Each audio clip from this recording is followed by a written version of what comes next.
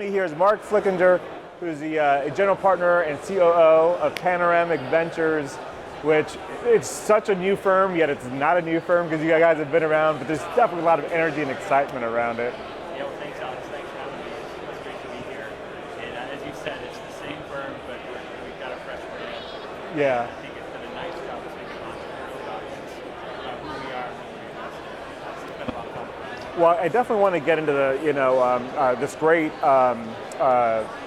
report you all do at State of the Startups, and you really have had a great perspective of what's happening in Atlanta, what's happening in Georgia, and happening in the Southeast.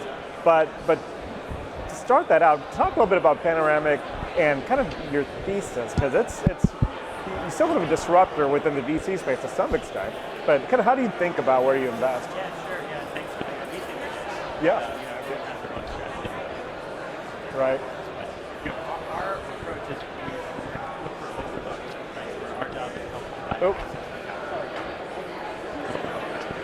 Oh, we're good. This is live streaming.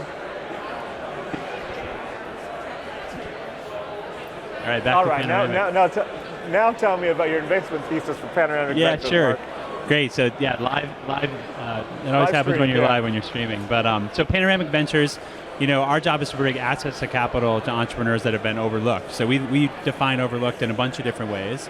One is geographic. Everyone that's kind of been here in the Southeast for a long time recognizes that access to capital hasn't always been as easy as it's getting. And so, but there are great companies being founded here. So we really focus on sort of those second and third tier innovation centers where great companies are being built, but there's not necessarily the influx of capital.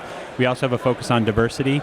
There's great companies that sort of stats from a diversity perspective are appalling in terms of who gets dollars invested in them, but yet again, 50% of the country is quote unquote diverse. Right. And we've had a track record of investing there, so we're doing a better job of sort of telling the world about it. And then the third one from an overlooked perspective is really around university.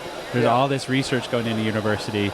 Again, great companies being founded, but getting them from a university into a business is challenging, and more challenging than you would think. We've had a sort of a history with Paul Judge and Mark Buffington of investing in those businesses. So we're broad, but tech-enabled, B2B SaaS businesses and tech-enabled services businesses, kind of across those kind of broader views, which is hence the name Panoramic. Right, and I think it's so perfect though with particularly being here in Atlanta and centered in Atlanta. One is you're attracting a lot of, your capital and you're attracting people to Atlanta, but that the focus on diversity of everything, geography, kind of out of the traditional tech centers, the different cities, talent. It also shows that I think you all believe that there's just a lot of billion-dollar ideas out there that just have not been discovered because of the way the system has worked, right? Yeah, I think so. I mean, the ability to start a business today is easier than it's ever been, right? Yeah. I mean, you can, with cloud computing, the ability to have an idea. I mean, Paul Judge said it in his Georgia Tech commencement speak. It's like a direct translation, where you can go and write some code and solve a problem without any land or money or anything. Right. And so I think that's happening everywhere, and you don't necessarily have to be in any geographic location in order to fund a great business. Yeah.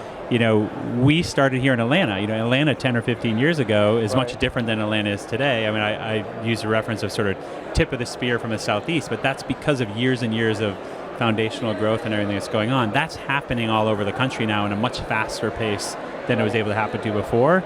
And so we're finding great businesses in Nashville or Charleston, Charlotte, in the Midwest we're investing as well. So there's great businesses being built all over the place, and they deserve capital just like everyone else does, and our job is to help go find them. Right.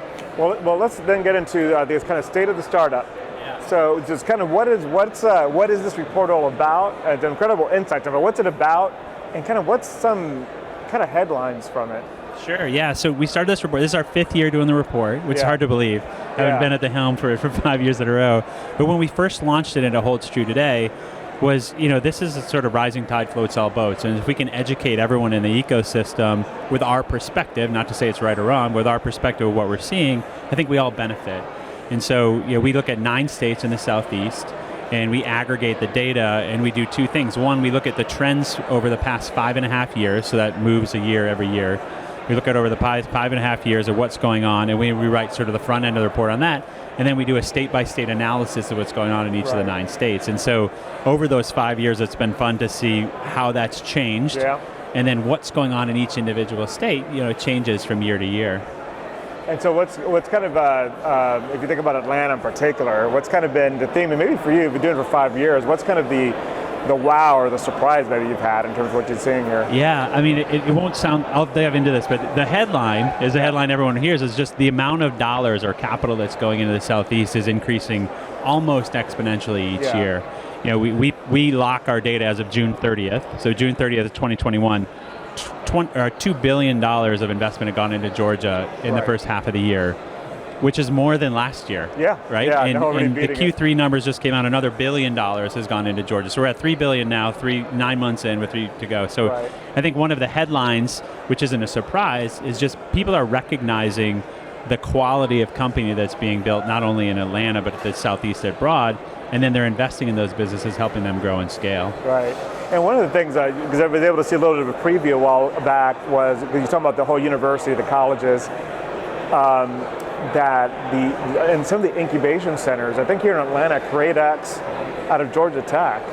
Yeah. It's this incredible number of entrepreneurs they produce. I think Createx in particular is one of the best incubators at sort of taking a sort of scripted program, if you will, on how to take these ideas in, help turn them into companies, and then actually launch them and help them to go get funding and get scaled on their own. And I think it's a model that's probably needed at other universities. I said one of the pillars that we invest in is sort of these university. Where can we go find the next, to use Paul Drudge's language, pin drop. Pin drop. Paul found pin drop with EJ at Georgia Tech.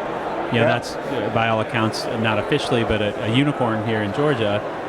They've raised a bunch of money, and they're sort of in a bunch of the top 10 banks. That's happening all over the place, not just here in Atlanta.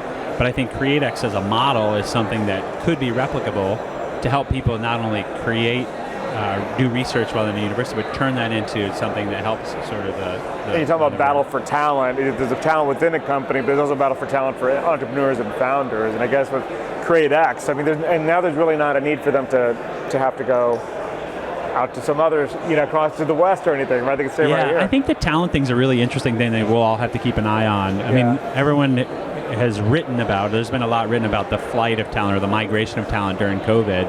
I think before COVID even hit, there was a lot of reason to stay here, stay here in Atlanta. Not only are the Fortune 500s here, but now you have this ecosystem of successful businesses being grown. And so to kind of continue down the Georgia Tech theme, they have College of Computing, they have all these great talent graduating. And before they would say, I'm going to go work for Facebook or Google, and I have to go somewhere else to do that. Two things have happened now. If they want to work at Facebook or Google, they can stay here. Just want to stay here, right? Or there's all these other companies that are being built here. And so from a talent perspective, it's a great place to be. I mean, there's access to talent. The cost of living has been well written about. The types of jobs and the businesses that are being scaled. The funding that now is coming to those businesses. So this is sort of like this, this cycle that's going in a positive way where momentum is building in the region, and particularly here in Atlanta. Yeah, it is interesting when you get your observation of this, because you have the global tech companies you mentioned that are now here. Microsoft, of course, being a facility, and other things, and Google, Airbnb, and also corporates who are coming with a very tech and creative focus. Like, of course, we've had NCR, but we've just had, of course, Norfolk Southern, even this huge train company. They're coming here because of tech and data and all that, and Visa's announcement and so forth. But what's interesting, I know we've had earlier today some of the founders of kind of these unicorns or close to unicorn-sized companies here in the studio, and what they just talked so much about, that now more than ever before, there's a network of founders at that scale. Like it used to be, you had your big corporations and you had your early-stage startups, but I mean, are you seeing that now we're having gotten scaled companies that could kind of give back to the ecosystem? Yeah, for sure. In the report, we do a couple things. We do exits, so notable exits over the 5.5 year period. We do unicorns, so those are noted unicorns, and then we do what we call mega deals. So we defined it as greater than $80 million deals. Some people do 100, so we just chose 80 a couple years ago, and now we're stuck with it. But I think in particular, Georgia, of all the Southeast countries, has the most number of known unicorns here. There's 8 of them that are known. So to your point, right, there's There's 8 companies that haven't exited yet that are north of $1 billion. We didn't have that before. We've never had that. Many of them were quote unquote birthed this year. Yeah. And I think there's another, call it 5 to 10 on the heels of the 8 that are known when they raise their next round and they go. And then from an exit perspective, I mean, we all know about MailChimp. I mean, that's a great exit here in town. Right. And so there's this ecosystem now where they can rely on each other or talk to each other about, hey, what are you doing? We're at this size, we're at this scale. How do we keep it going? What do we need to do from a talent perspective? Right. And whereas before you'd have to go elsewhere to go talk to someone because you're the only one. Now, to your point, there's this ecosystem where people are raising I didn't mention the $80 million round thing. There are 22 in Georgia, which is the most of any of the states, right? And this year alone across the entire Southeast, there's been 22. Interesting that it's the same number, which is more in any year than we've ever seen before. And we've already had 22 in the first half of the year. So it just shows that these companies are growing more mature. They're staying here because they can, because they want to, because there's an ecosystem here. They're getting the funding they deserve. And I think that cycle continues to invest in itself. And I think, as I said before, like we're kind of on the way up, and I think there's plenty of room to run still, which is exciting for me, exciting for you, and everyone else that's paying attention. Executives are rolling off and starting new companies, the confidence, investment in capital, and of course, here's MailChimp's, of course, powering the studio, so just investing in the ecosystem, which is great too. Well, before we wrap up, though, just kind of because you've been on the ground floor of the growth of this innovation economy, the startup economy in particular. What's kind of the thing that you just have been amazed in terms of where we are now? Because I'd be honest with you, the last year has felt like it's just exponential. Just we've been going steady and exponential. And then where do you see us going over the next 5-10 years? Yeah, I think I'm amazed by the thing that you're amazed by, which is just the explosive growth, right? I mean, in a good way. And that doesn't happen it feels like it's happened overnight, but it doesn't happen overnight. Right. There's plenty of people that have been investing in these businesses and building these businesses, and it's almost like people are taking notice now, and so growth has kind of exploded, particularly over the past year. I think what's been really interesting to see is how quickly, this is in the report as well, but how quickly investors can adapt their investment policy. So one thing that we noticed is, since this is COVID related, but I think it illustrates the point, since the onset of COVID, where dollars are going has shifted dramatically. Typically you see a trend that goes forward that, over time, $1 or a percent, like 1 out of every $100 moves to some other location. But I think the ability for people to adapt so quickly with the macro changes that are going on is something that we highlight in the report, where suddenly, 5 more out of every $100 is going behind these tech and tech-enabled service businesses. Because everyone's using them, right? Everyone's using them on a daily basis. Like, wait, we're doing telehealth as an example. We're using Zoom to do videos. There's all these technology solutions that make my job or my company more efficient. Right. And I think investors are following suit. So I think that's one that's really interesting. And then the other one is, I think this is going a little bit farther out there on the ether in terms of what will happen. But what we've seen over time is that as deal size goes up, the number of deals that gets done goes down, right? So less deals are done, but each one of those deals is of a larger amount, so therefore the overall dollar going in the ecosystem gets done. I think there's an opportunity opening up there. We're early stage investors. We do Series A and seed.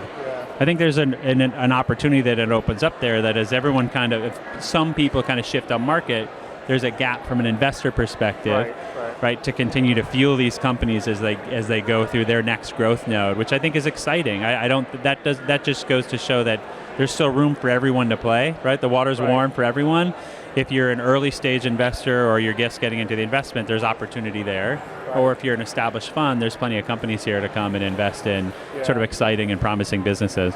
Absolutely. Well, a lot going on. Of course, you guys have been just amazing in terms of the investing, but also how you talk about the market in the Southeast. And again, I really think you guys are somewhat of innovators and disruptors, from a capital perspective as well too. So, well, thanks, Alex. This has been fun. Yeah, it's been great. And by the way, one of the we'll have Paul Judge on Friday at A3C along with David Cummings. Of course, Paul, one of the partners at Panoramic, and a big part of the Yeah, he's a part of it. It's been fun. I've been working with Paul and investing alongside Paul for years, but it's been great to have him on the Panoramic team. Yeah, so he's been fantastic. Great people here to collaborate. So, Mark, thanks, and thanks everybody for joining us here for this segment. And just stay tuned. We got more coming from the floor of Venture Atlanta in a few moments.